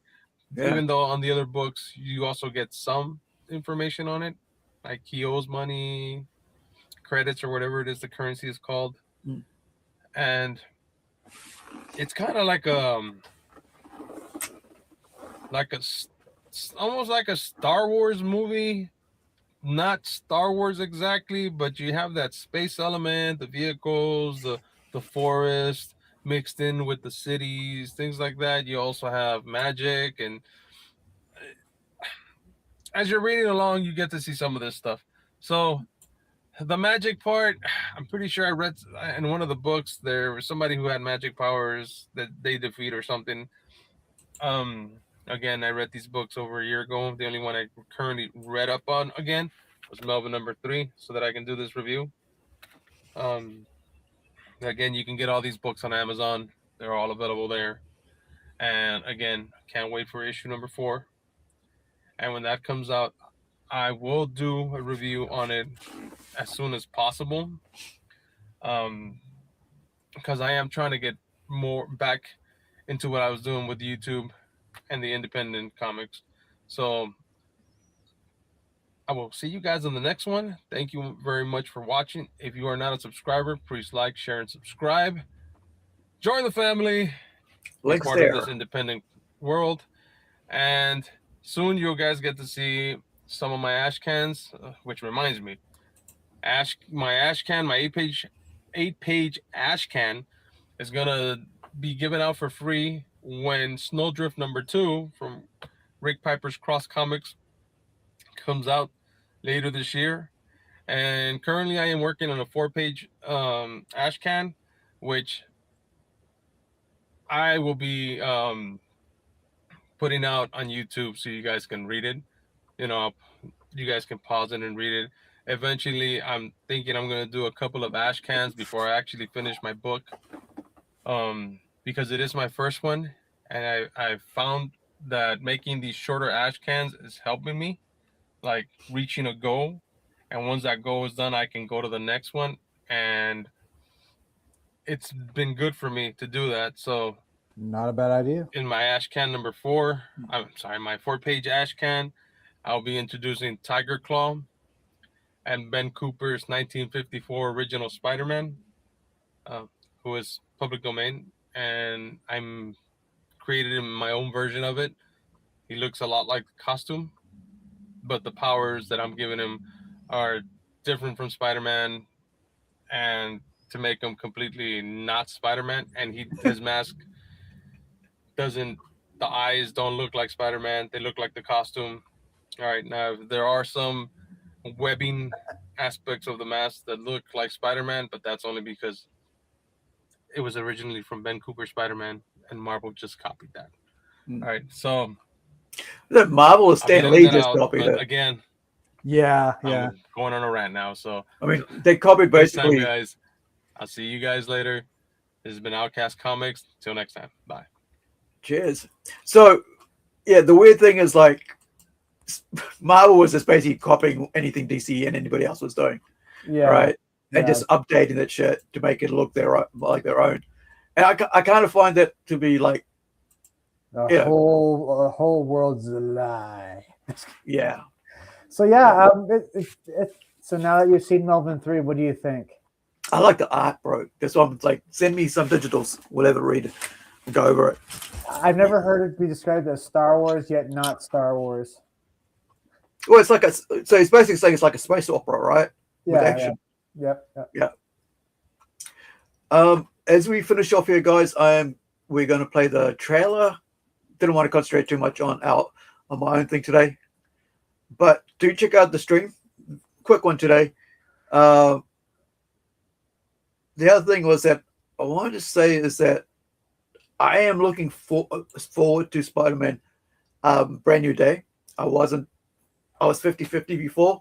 Now I'm keen to go see it because it's got Punisher in it, right? Yeah. It's like it goes back to the first Punisher and Spidey, crossover kind of appearance. Because that's where, look, the first time Punisher ever appeared was a Spider-Man comic book, right? Yep. He was a bad guy at one time, yeah. Yeah, and that was Eric, what's up? And so, why isn't this thing moving? There it is. So, I kind of feel like I gotta watch it because, for me, Punisher was in my top 3 of all time. And then when they did the whole skull thing and tried to remove the skull thing, I was like, that is basically who Frank Castle is. He is the skull, right? And that's, he is death. And you take that away from him, it's like just another generic vigilante. So, I mean, like, it's too far away because I have my own vigilante character called Red Dot, right? And we did an 8-page, I think it was like 5 or 6 page color comic book that we were giving it away for free. Actually, I might actually include that in a future comic book because it's already written and all that as like an introduction to the character. And it's like this is who he is, and it was kind of based around the identity, like the characteristics of Punisher. And then I went and did a feature-length spec movie, movie spec script, which we basically, took to Hollywood, right? And then Hollywood basically, I shouldn't say it's basically too much. They took out the whole vigilante aspects of it and made it into a romantic rom-com, romantic dramedy, into 2 movies. By the way, they made my story into 2 movies, one based in New Zealand, one based in Australia. So, but they removed everything that made my character that was a military aspect of it. And so my character Red Dot is about an SAS, elite SAS New Zealand military person. And it's a bit more, it's not so much the same way that Punisher works, but he's also got a skull. But his mask is on his head. I was just wondering if I had something here next to me, but there we go. Let me see if I can. There, that is my that is my Red Dot character right here. See the black mask on white what is that called? White mask with black face sculpting on it, as you can see there. So that's Incredible Girl over here, right, with a G. And so this is him here. Let me see if I can pull this back. This is like a standee for our when we're doing our conventions. There's a big huge sticker, right? And so we like the flyers. This used to like sit at the local library. It's about 1.5 meters tall, something like that. 18.18, no, something like 1.6 or something like that.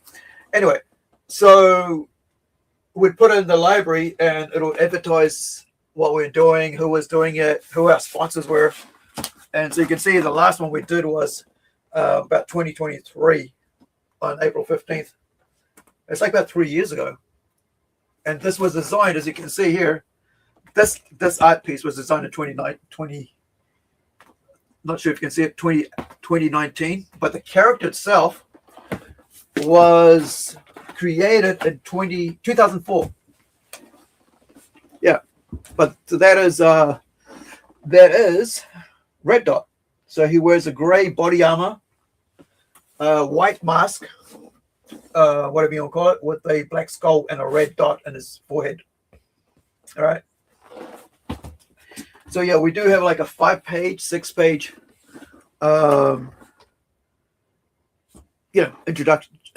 introductory full color thing, and I haven't even looked at that for ages. Must be about 5 years, maybe the last time I looked at it. Okay, so yeah, I should actually put it out. Maybe in Robot Nation. I think Robot Nation's got five pages that are available for that. Let me check something here on the screen before. Oh yeah, doesn't matter. All right, so thank you guys for watching. I think that's us for today. Tim, Tim's links are in the description, as is mine.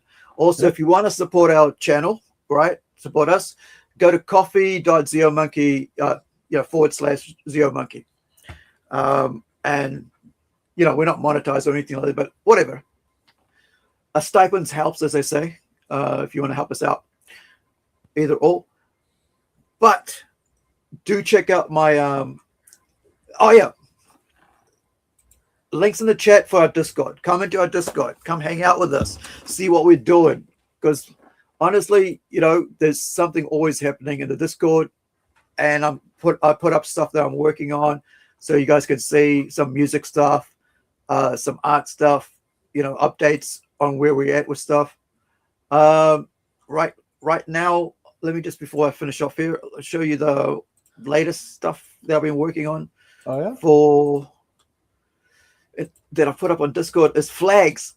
I gotta create all these flags before I can move on to writing the script for issue 3. So you can see here, I'm creating flags that we're going to use for the armies. All right. So this is for the humans, the different flags for the humans, different crowns that they wear, different types of flags. Also, you've got, the actual coat of arms. And it's the Griffin. That's that coat of arms. So these will be taken by my artist, who is Joachim Hagström, is Swedish, and it will be made into his version. He will take that and mock-ups and make it work for him as an artist. There's a palace for the merfolk, like the mermaid people, all right, that I've designed, that he tells you exactly where everything is for him. So when I write the script, he knows which part. Like I go, 19, they're standing across here on the 19, and now they're over here, and this is where they're in the 7. The princess is looking over to her father, who's walking across. Now she's rushing down. All this stuff. It's kind of it's just so it makes it easier for me to let the artist know what's in my head, right? Because if I'm just writing down, it doesn't. Sometimes you can't convey words. Pictures do better, right? A picture tells 1,000 stories, like they say. Of course, our Kickstarter's up, and let me get the link for where are we here? For Velvet Comics, so you can get all the links, as I say. Yes, the link tree. I had to change that up because the Did you fix it? Yeah, I had to use the Melvin #2 from the Critical Blast website, since that doesn't say it's out of print. Okay, so here's the link for the link tree for. Oh, you already got it. Never mind. Yep, I'm always on top of it, as I say. All right. So there it is in the link. Velvet Comics 6679. All the books are there. Everything I've done. Go ahead. Awesome. Yeah, so come join us in the Discord. You'll get updated. You'll see how we correct, because a lot of people go, "Oh, you guys just showed up." No, bro, we've been working on this since 2019, 2018. It's just a week. For us at Plunge Comics, we decided 3 years ago, 3 years ago, that we won't put out any comics until they're 100% finished, right? That we'll take our time. We'll complete everything. Every piece of material is done before we go, let's go crowdfunding. In the meantime, we just, we post on social media, go, hey, this is what we've been up to and stuff. But, we've been working for the past, 8 years, 7, 8 years, I think it's going on to. The other thing, Robot Nation, all done. I just got to sort out the lettering the right way. That's coming out soon. And this is what I was thinking about, putting the putting on the, what was it called? Red dot.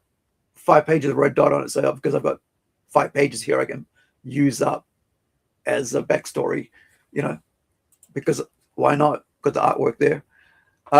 Also, we're working with a gentleman named Steve Samiti from America on his project, which is Valley of the Kings. Right? And that's going to be awesome. Like, he's got so many cover work that he paid to get done. And we're going to be introducing that. This is a great horror, dystopian horror book. I haven't put much out here because I don't want to spoil it too much. But all the art is done. Just need to color it. And coloring is going to happen in July. Right? So do come into our, you know, come and join up our Discord, man. And you can also come and share your work, right? Your projects and stuff. So the other thing I was going to say here is, as we finish up, let's play the, you know, anything else you want to add before I play the trailer out on our way out? Okay, awesome. Thank you, Tim. Thank you, everybody else, for watching us. Do you want to say your goodbyes, Tim? Peace out, everybody. See ya. Like, share, subscribe, and all that good stuff. We'd really love you to support us any way you can. And one of the ways you can is just grab a digital of, you know, of Howler, man. You won't break the bank, right? It's only $4 US, right? So, and it's 36-page comic book. That's like a normal comic book and another 7 pages. All right. Catch you later. Bye for now. Kaku de aro.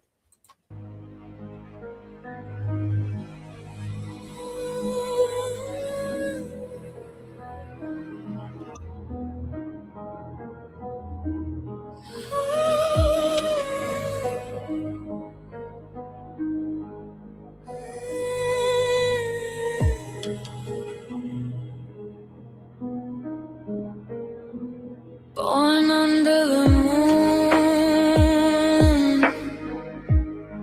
and its silvery light,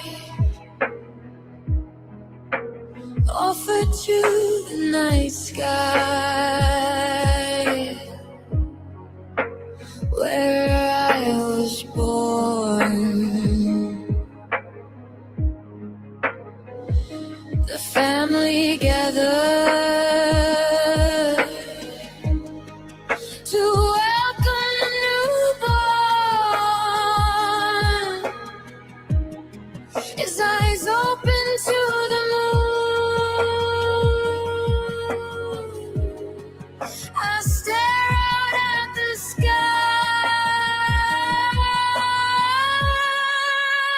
Born under a silver moon, its curse crawls within. Born under a silver moon, its life burns my skin.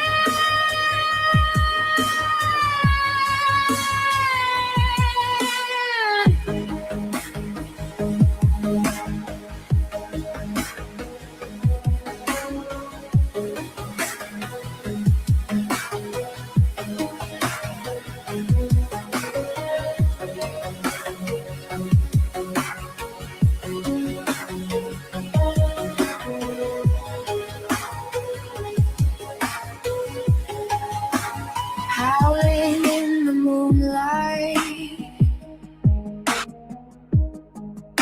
screaming in the darkness,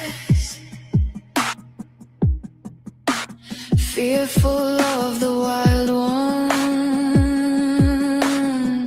making the animals hide. Prowling in the night,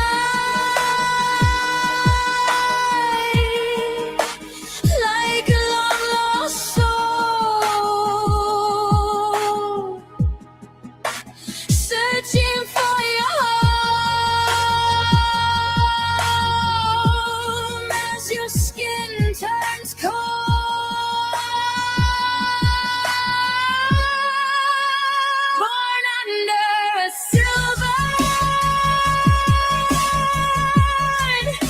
its curse crawls within.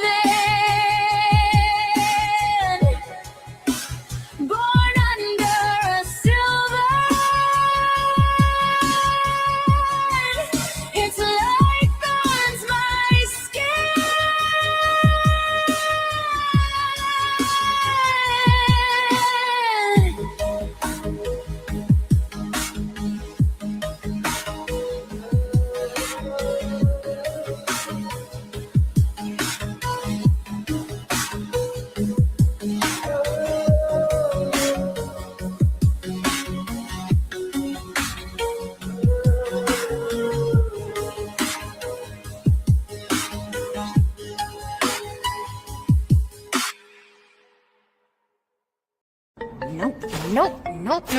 Nope. Can't stay here anymore. I gotta get back. I think this was the spot. Oh Lord, I beseech thee, please return me to my old life. I swear I'll do anything. Like, literally anything. And I won't bother you again, so pretty please bring me back to life.